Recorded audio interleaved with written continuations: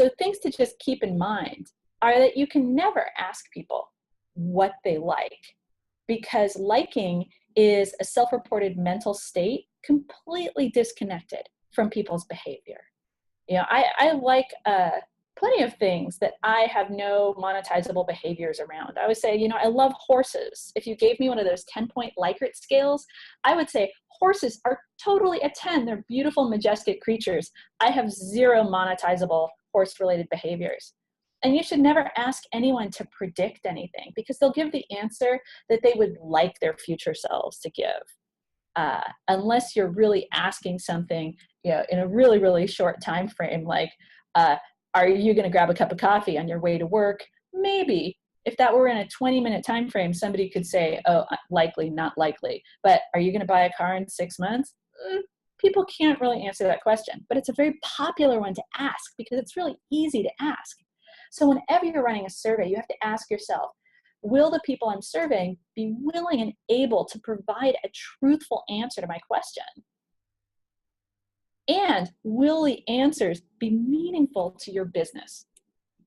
So you have to ask the question behind the question and really think very carefully, because the way to make a very successful survey is to do the upfront work before you go down the path of setting up surveys that get you something easy and satisfying. And the most important thing is no fishing trips. You can't just start asking questions without knowing why, or you'll just get a bunch of data that you'll interpret in your really, really biased pattern finding way, because all people are natural pattern finders, and you're going to look at some information and you're going to say, oh, I feel, you know, it's really easy to interpret it in this way, and you're going to be placing bad bets on bad data. So very quickly, just to go through like the research process, because you are engaging in this, no matter how quick or simple or small a survey you're setting up, you need to go through this process of forming your questions, gathering the data, and analyzing the data. And what this means is that you have to know what you need to know and why, create good survey questions based on that, and then do the work of asking yourself, going through the analysis with your team, what the results mean. You have to know your goals. No research at any level of any type without knowing what your business goals are. You know, research is not meaningful unless you know the research is something I want to help me increase my sales, increase mailing list subscriptions, decrease customer service contacts, increase, you know, return on your investment in content. A lot of people just publish a lot of material without knowing if they're getting anything out of it. But if you're very clear on what your actual goals are, that's the first step to asking the questions that will help you meet those goals. You have to have goals before you ask any questions. And they can be really high level goals. It might just be, oh, we just want to understand what our customers need a little bit better because we don't, and not knowing presents a risk. That's fine, but you absolutely have to be clear on that. And you have to keep in mind that research is for learning, not making your team feel good. It's really, really, really easy to write surveys that give you results that you can pat yourself on the back for. But you've made a bad investment of that time, and you're going to have bad data and suddenly be surprised if you've missed something that your customers really need that you're not providing to them. And it's important to keep in mind that the quality of questions determine the effectiveness of the result. If you have done a bad job forming your goals up front, and then a bad job of writing survey questions, you're not going to get anything good out of that survey, no matter how many people answer it. So the decisions that you might make based on your survey results are also something you should know up front. You should know, like, okay, are we going to use this information to reposition our product or change the pricing, rewrite the copy?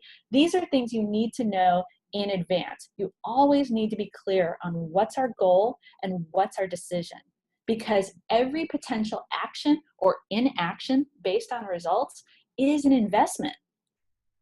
And, you know, and you have to remember that you're surveying people, and, you know, people have habits and behaviors and cognitive biases, which means, you know, the shorthand is people lie. If you were a fan of the television show House, you know that this was something he said all the time. A more charitable way to put this, a nicer way, is to say people don't always know why they do things. None of us do. You know, we do things out of habit, and then we justify them afterwards. And so you have to catch people with your questions at the moment when they're most likely to be able to give you a true answer. And another really, really key point is that research questions and survey questions are different. As I alluded to earlier, you can't just ask people straight up what their habits and behaviors are, because sometimes the information's sensitive, and sometimes people are just very, very bad at understanding themselves. You know, you look back at your weekend and you're like, wow, I went out, I spent all this money on things I wasn't intending to. How did that even happen? A lot of times people will give a very, very poor answer to the questions of why they do what they do. So you have to think, what can I ask them that they can answer that I can use? You could ask somebody a question that's very factual, like, oh, this week, within a time frame somebody could remember. You could probably ask them a question about their recent behavior. That's a very, very straightforward question. And you could probably ask them a question, how did you hear about us? This can be a really, really helpful question to ask for people who are currently using your website, but you want to make sure that you ask the right people at the right time in order to get a real answer. Because just because this is a question that some people can answer truthfully doesn't mean it's a question that everyone you ask can be able to answer truthfully. So you've got to be a little careful about that, because your job as a designer or a product person or any sort of decision maker, you need to understand your customers' behavior better than they do themselves.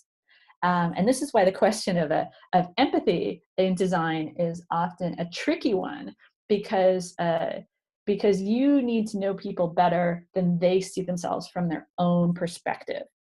So before you run any sort of survey at all, you really need to know, what are your goals? What are your business goals, your high-level business goals? What does your business need from your customers to succeed? You have to know what decisions this information is going to influence. You need to know what you actually need to know, which means doing a little bit of internal stock taking in terms of, these are the things that we feel are assumptions, and these are the things that we really feel good about, and these are the questions where we actually don't know anything. You also need to know why a survey is the best method. A lot of times the best thing to do is to talk to your customers directly and use some ethnographic methods.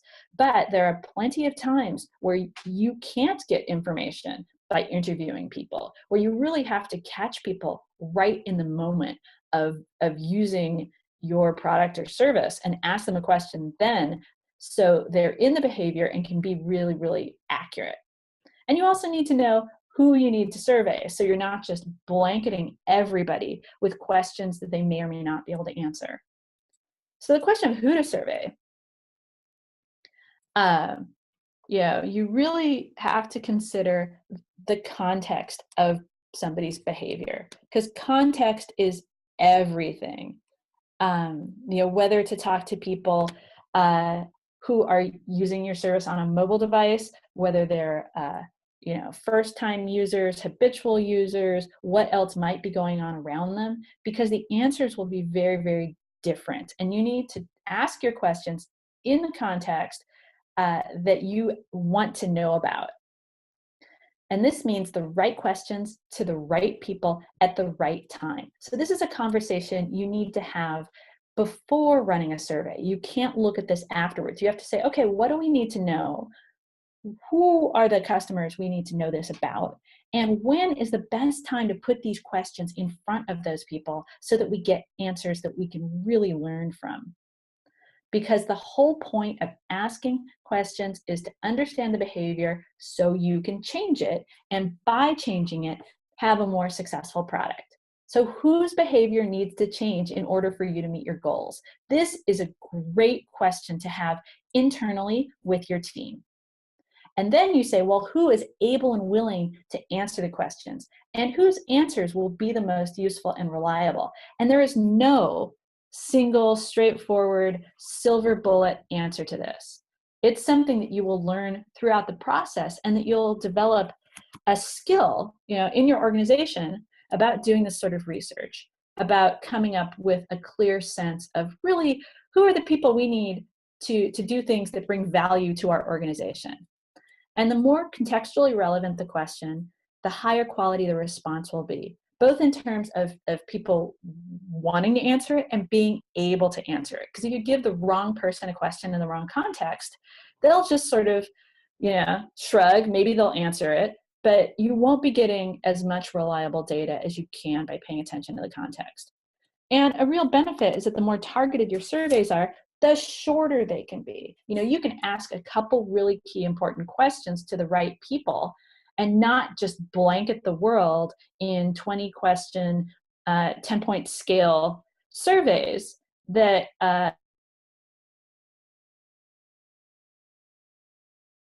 presented to them, which is a real problem because these things are popping up all over the web and can be very disruptive.